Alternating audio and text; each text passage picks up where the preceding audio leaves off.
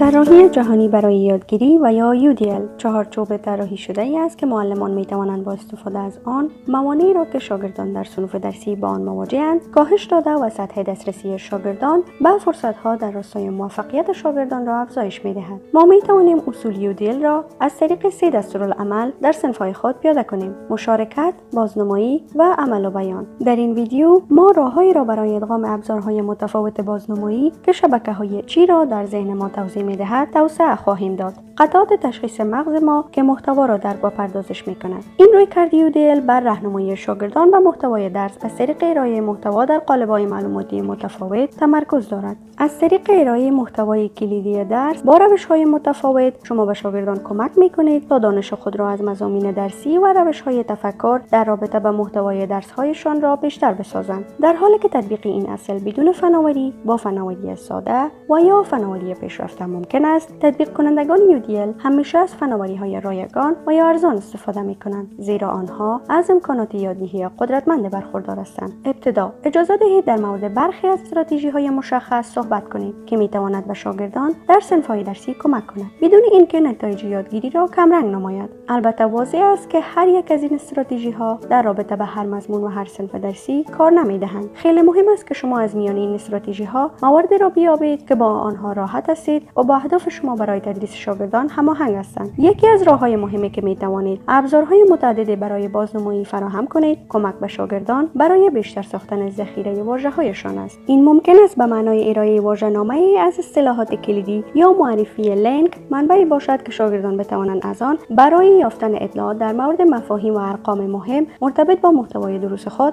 استفاده کنند. همچنین می‌توانید منابعی را در اختیار شاگردان خویش قرار دهید که بتوانند هم سرعت پخش و هم صدای آنها را کنترل کنند. آیا برایتان ممکن است تا تمام یا بخشی از تدریس خود را با استفاده از نرم افزارهای ضبط صدا ثبت کنید تا شاگردان بتوانند پس از ختم درس آنها را با هر صورتی که خواسته باشند مرور کنند؟ آیا شما می توانید منابع ویدیویی را به صورت آنلاین شناسایی کنید مانند منابع ویدیویی موجود در کتابخانه آنلاین OU که شاگردان با استفاده از آن بتوانند سطح دانش خود را در رابطه با مضامین درسیشان بالا ببرند؟ رویکرد دیگر برای ارائه ابزارهای متعدد بازنمایی اشاره به روابط و ساختارهای مهم به شاگردان است. این ممکن است به معنای استفاده از یک شبکه ارتباطی مفاهیم برای نشان دادن روابط بین مفکوره‌ها در یک دوره آموزشی یا تشریح و تفسیر یک درس برای اشاره به ویژگی‌های کلیدی آن باشد. شما همچنین باید ویدیوهای کوتاه را که بر این ارتباطات و یا عناصر ساختاری تاکید داشته باشد ارائه کنید و در نهایت توجه کنید که چگونه می‌توانید معلومات را به بخش‌های کوچکتر تقسیم کنید تا شاگردان بهتر و موثرتر بتوانند آن را فرا بگیرند. برای مثال، آیا می‌توانید محتوای یک مضمون را به بخش‌های مختلف تقسیم کنید و از هر بخش واحدهای موضوعی یا مفهومی بسازید که ارتباطات بین مفکوره‌های مجزا از هم را برجسته کند؟ آیا شما می‌توانید از ابزارهای مدل مانند کتاب یا فعالیت‌های درسی برای تقسیم محتوا و بسته‌های قابل مدیریت‌تر برای شاگردان استفاده کنید؟ اینها چند را برای در نظر گرفتن ابزارهای چندگانه بازنمایی هستند که ممکن است به همه شاگردان در صنف درسی شما کمک کنند. برخی از آنها شاید به نظرتان آشنا بیایند، زیرا بسیاری از آنها بهترین استراتژی‌های پداگوژیک هستند. اگر شما می‌خواهید بر گروه‌های مشخصی از شاگردان در صنف خود تمرکز کنید، پس بهتر است که نخست آنها را تشخیص بدهید که کیها هستند و به چه چیزهای بازنمایی درس‌ها نیاز دارند. به عنوان مثال، ارائه مدل‌های متنی